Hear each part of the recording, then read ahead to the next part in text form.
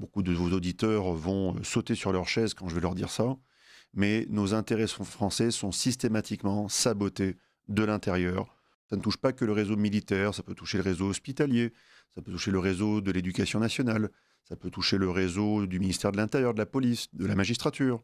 À partir d'un certain niveau hiérarchique, ce qu'on appelle les HP, les hauts potentiels, parmi les armées, donc Burkhardt faisait partie de ces hauts potentiels, doivent progressivement se conformer à ce qui leur est demandé, non pas en termes simplement de doctrine stratégique française, mais bien je pense, de subversion idéologique. La plupart des personnes, des généraux et comme des autres têtes de réseau dans les autres services, qu'ils soient de l'intérieur, de la justice, de l'hôpital et j'en passe, sont obligés de se conformer à cette idéologie subversive qui consiste principalement à saboter les intérêts français.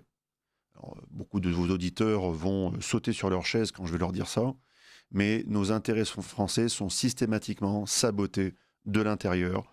Preuve en est, j'aurais souhaité hier que le général Burkhardt rappelle qu'en termes d'espionnage, certes, l'ambassade de Russie est très performante et a des services d'espionnage partout en France, mais ils n'ont pas eu l'outrecuidance de positionner leur ambassade en face de l'Élysée, comme les Américains, ou en face de l'Élysée, comme les Israéliens, ou à 2 encablures de l'Élysée, comme les Anglais.